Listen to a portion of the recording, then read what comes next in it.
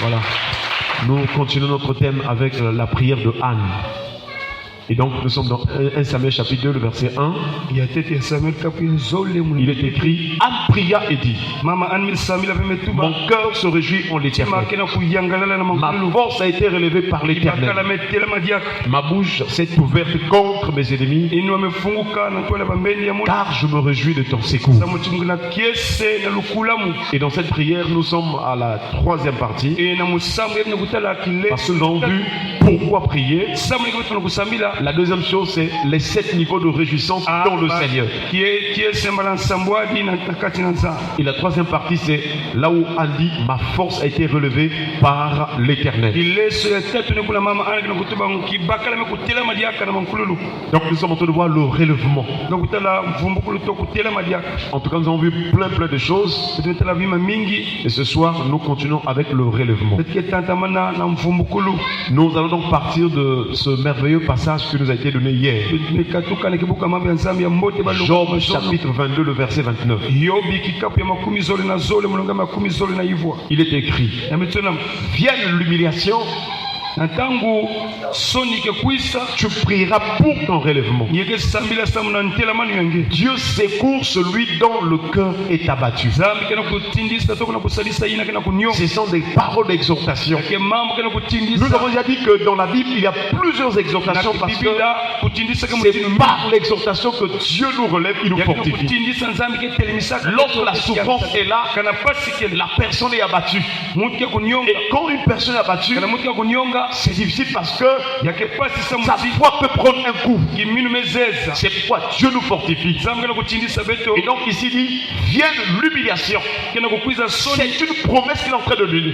C'est-à-dire, lorsque l'humiliation viendra dans ta vie, lorsque tu vas remarquer que tu es humilié, que ta vie est tombée, que tu es en train de traverser la bassesse, alors tu prieras pour ton relèvement. Est-ce qu'on peut acclamer le Seigneur? Nous voyons donc dans ce texte, il y a une question qui nous vient à l'esprit. C'est qu'est-ce que l'humiliation? Et depuis ce matin, au culte du matin, nous avons défini cela. L'humiliation, c'est l'action d'humilier. C'est aussi l'abaissement. Et nous avons pris ce matin l'exemple de Paul. Dans Philippiens chapitre 4, le verset 12. Paul dit, je sais vivre dans l'humiliation et je sais vivre dans l'abondance. En tout et partout, j'ai appris à être rassasié et à avoir faim. À être dans l'abondance et à être dans la disette. Lorsque Paul touche donc le mot humiliation, il parle donc de la disette, la faim, le manque de manger, si on peut dire ainsi. Donc ce soir nous ne savons pas si dans ta situation, dans ton cas, c'est au niveau du manger que tu vis l'humiliation. Et depuis le matin nous avons vu que c'est vraiment merveilleux parce que Christ depuis le ciel, voyant que nous étions humiliés, lui il s'est dépouillé de la gloire céleste, il s'est dépouillé vraiment de ce qu'il avait de merveilleux pour s'humilier et devenir comme un homme. Et la Bible déclare qu'il a apparu comme un homme. Nous les hommes, nous vivons l'humiliation peut-être au niveau du manger, au niveau du vêtir, au niveau peut-être des finances. Nous vivons l'humiliation peut-être lorsque les autres nous insultent. Mais Jésus a accepté de s'humilier même jusqu'à la mort de la croix. Est-ce qu'on peut acclamer le Seigneur? Et en tout cas, depuis le matin, on a vu beaucoup de passages sur l'humiliation de Jésus. Et l'auteur du livre des Actes des Apôtres il reprend le texte d'Ésaïe. Donc, il dit dans Actes chapitre 8, verset 33. Dans son humiliation, son jugement a été levé. Et sa postérité, qui la dépendra? Car sa vie a été retranchée de la terre. Et malgré l'humiliation que Jésus a vécue, ce n'était pas la fin. C'était le début d'une autre chose. Et à travers un événement qui redonne l'espoir, l'espérance, donc la résurrection, alors nous pouvons espérer d'une vie éternelle. Est-ce qu'on peut acclamer le Seigneur? Et donc, si Jésus est mort et ressuscité, si Jésus a accepté de s'humilier jusqu'à la mort de la croix, et que le troisième jour il est revenu à la vie, nous devons espérer que quelle que soit l'humiliation qu'on peut vivre sur cette terre, que Jésus est capable de nous relever. Et nous prions ce soir qu'il nous relève. Qu'il te relève là où tu es humilié. Que Jésus te relève. Que Jésus te rétablisse là où ta vie est humiliée. Alléluia. Amen. La deuxième définition de l'humiliation, c'est le sentiment d'une personne humiliée. Il y a des gens qui vivent dans ce sentiment-là. Il y a des gens qui savent que vraiment, que dans leur vie, ce n'est que la honte qui sont en train de vivre. Ici donc l'humiliation, c'est l'image de la honte, de la confusion. Tu fais telle chose, ça ne marche jamais. Si vous êtes à deux quelque part, pour ton voisin ou ton conjoint, ça marche. Mais pour toi, ça ne marche pas. Et c'est une honte. C'est une humiliation. Nous avons l'histoire d'un couple. Nous connaissons l'histoire de Jacob qui est allé chez Laban et il a pris donc deux femmes, Rachel et Léa. Et dans ce couple-là, Rachel était aimée et Léa n'était pas aimée. Donc pour Léa, c'était une humiliation. Mais nous allons remarquer que dans la Bible, pour la plupart, les femmes qui ne sont pas aimées là, Dieu intervient pour les bénir. Est-ce qu'on peut acclamer le Seigneur? Que partout où on t'humilie, que Dieu se souvient de toi ce soir. Que partout où on t'a rejeté, on se moque de toi, que Dieu se souvient de toi au nom de Jésus. Donc Genèse chapitre 29, verset 32. Ça c'est Léa qui est en train de parler. La Bible déclare, Léa devint enceinte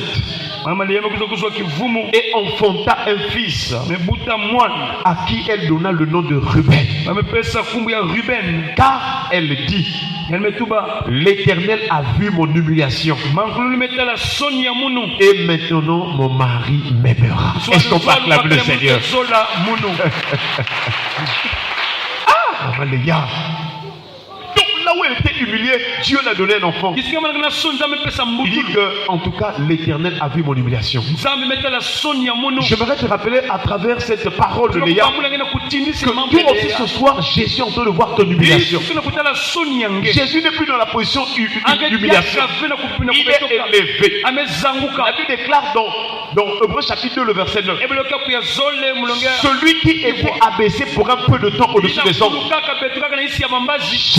Jésus, nous le voyons couronné de gloire et d'honneur. Est-ce qu'on peut acclamer le Seigneur? Et comme il est élevé, il est donc capable. Parce que s'il était dans l'humiliation, il ne pouvait rien faire dans ta vie.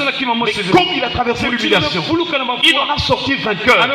Et il est élevé dans la gloire. Désormais, Jésus peut plaider. Il est un avocat pour le cas de toute personne qui est dans l'humiliation. Laisse que notre avocat plaide pour notre cause ce soir. Jésus peut plaider ta cause. Et donc si tu es humilié, il peut venir t'aider.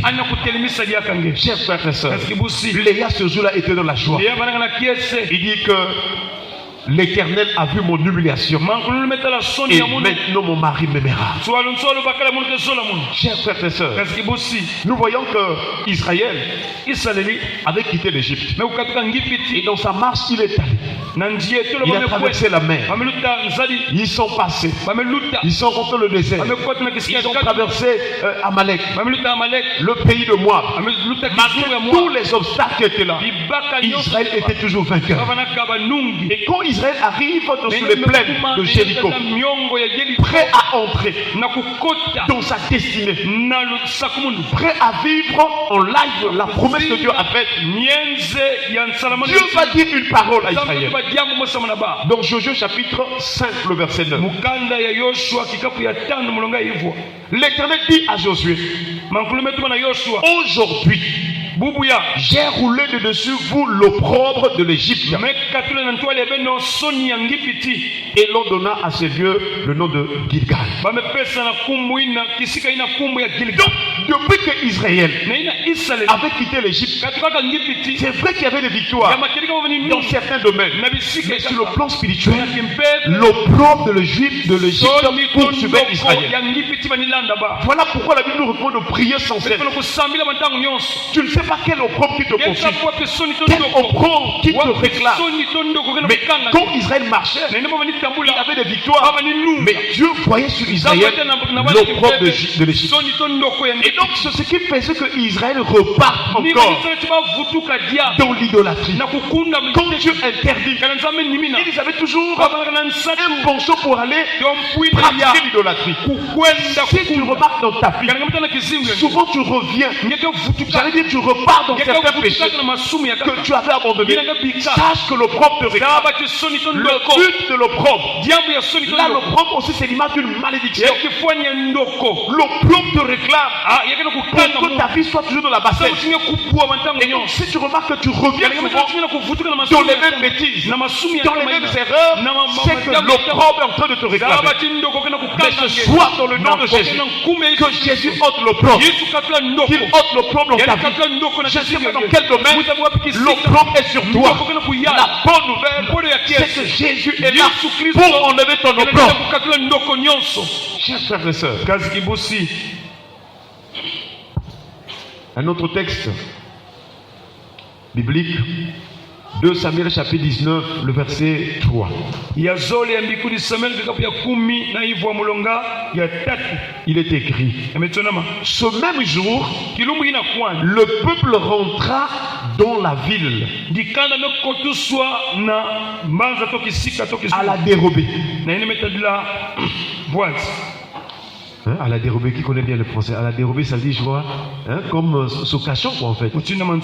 Sans que les gens n'aperçoivent. Donc, quand quelqu'un entre, il ne veut pas qu'on la voie. Donc, le peuple rentra dans la ville à la dérobée, comme l'aurait fait des gens honteux d'avoir pris la fuite dans le combat. Un autre signe d'humiliation, c'est que dans tes rêves, on te poursuit toujours. Dans les combats spirituels, tu es toujours faible. Lorsque l'ennemi t'attaque, tu es toujours victime. C'est-à-dire que tu reviens toujours, tu tombes toujours, tu n'as point de force. Si tu remarques ces signes-là, c'est qu'il y a l'humiliation sur ta vie. Dans quel domaine où l'ennemi te combat et il t'a toujours vaincu? J'aimerais te dire ce soir, tu dois te révolter contre l'ennemi. Parce que Jésus a tout accompli. La Bible déclare, Dieu nous fait toujours triompher en Christ. Reçois le triomphe et la victoire au nom de Jésus. Dieu nous fait toujours triompher en Christ. Et Paul va dire aux Romains, mais dans toutes ces choses, quelles sont ces choses? Les persécutions, les combats, les attaques, toutes sortes de moyens que lui va utiliser contre nous. Et même la famille est bien autre chose. Même devant le péril, il dit dans toutes ces choses, nous sommes plus que vainqueurs. Et rien ne pourra nous séparer de l'amour de Christ de Dieu. À cause de l'amour de Dieu, à cause de son grand amour, alors tu ne dois plus être dans l'humiliation. Reçois la victoire ce soir dans tous les domaines de ta vie. Reçois la victoire dans les combats spirituels. Reçois la victoire dans tes rêves. Reçois la victoire devant les pièges.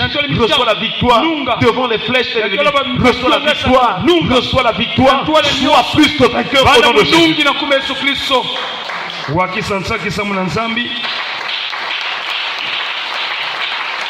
Nous prions que là où tu revenais souvent avec la honte, qu'à partir de ce soir, tu reviennes dans la victoire, que tu chantes des cantiques, que tu reviennes dans l'allégresse.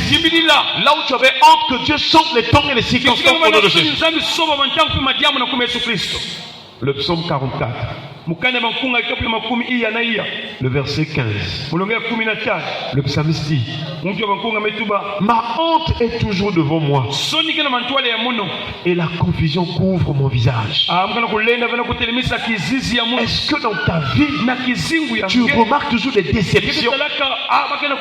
Tu commences les fiançailles, ou bien quelqu'un vraiment t'a proposé, mais il y a toujours des déceptions. Qu'en est-il de ta vie? Quand tu déposes un dossier, il y a toujours des refus. Tu fais un concours, ça ne marche pas. Dans quel domaine la honte est toujours devant toi? Dans quel domaine la confusion couvre ton visage? Chers frères et sœurs, c'est le temps de se lever de la prière. Parce que Jésus a tout accompli. Il a accepté de s'humilier à notre place, afin que lorsqu'il est élevé, que nous aussi nous soyons plus que vainqueurs. Chers frères et sœurs, quelle est la situation qui te couvre de honte? Quel est le problème que tu es en train de traverser? Alors ce soir, nous devons prier le Seigneur. Parce que pour sortir de l'humiliation, il faut la prière. Pour sortir de l'humiliation, il faut le jeûne et la prière. Pour sortir de l'humiliation, en Israël, il y a un jeûne qu'on appelait le jeûne d'humiliation. Ça, c'était pour sortir de l'humiliation. Et nous prions que Dieu te donne la force de jeûner et de prier pour sortir de l'humiliation. Tu peux faire un programme personnel. Tout comme tu peux entrer aussi dans le programme de l'Église en ce qui concerne le jeûne. Chers frères et sœurs, ce soir, dans le nom de Jésus, que toute humiliation quitte ta vie, que toute honte qui couvrait ton visage soit ôtée au nom de Jésus. Car Jésus a accepté l'opprobre. Il a porté notre opprobre.